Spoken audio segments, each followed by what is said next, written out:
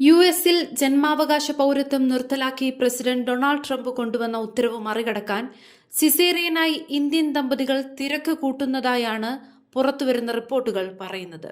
US പൗരത്വമില്ലാത്തവരോ green card ഇല്ലാത്തവരോ ആയ മാതാപിതാക്കൾക്ക് യുഎസിൽ ജനിക്കുന്ന കുട്ടികൾക്ക് പൗരത്വം നൽകുന്ന നിയമമാണ് റദ്ദാക്കിയത്.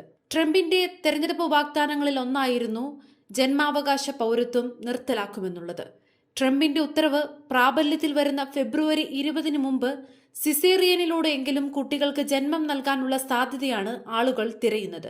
8-9 മാസം ഗർഭിണികളായ ഇന്ത്യക്കാർ സിസേറിയൻ നടത്താനാകുമോ എന്ന് ചോദിച്ച് സമീപിക്കുന്നുണ്ടെന്ന് യുഎസിലെ ഗൈനക്കോളജിസ്റ്റുകളെ ഉദ്ധരിച്ച് ദേശീയ മാധ്യമങ്ങൾ റിപ്പോർട്ട് ചെയ്തു. മാസം തികയുന്നതിന് മുമ്പ് പ്രസവിക്കുന്നതിൽ ഡോക്ടർമാർ മുന്നറിയിപ്പ് നൽകുന്നുണ്ടെന്നും റിപ്പോർട്ടുകളിൽ പറയുന്നു. പൂർണ്ണ വളർച്ചയെത്താത്ത ശ്വാസകോശം, പാല് കുടിക്കുന്നതിനുള്ള ബുദ്ധിമുട്ട്, തൂക്കക്കുറവ്, നാഡീസംബന്ധമായ പ്രശ്നങ്ങൾ തുടങ്ങി നിരവധി സങ്കീർണതകൾ മാസം തികയാത്ത കുട്ടികളെ പുറത്തെടുക്കുമ്പോൾ ഉണ്ടാകും. 2 ദിവസത്തിനുള്ളിൽ നിരവധി ദമ്പതികളോട് ഇക്കാര്യം സംസാരിച്ചുവെന്നാണ് ആരോഗ്യവകുപ്പും പറയുന്നത്. H-1B, L-1 വിസകളിൽ യുഎസിലെത്തിയ ഇന്ത്യക്കാർക്കിടയിലാണ് പേടി ഉടലെടുത്തിരിക്കുന്നത്. വർഷങ്ങളോളം യുഎസിൽ സ്ഥിരതാമസത്തിന് തയ്യാറെടുത്തിരുന്നവരാണ് മിക്കവരും. ഗ്രീൻ കാർഡ് ഉള്ളവരെ ട്രംപിന്റെ നീക്കം ബാധിക്കില്ല.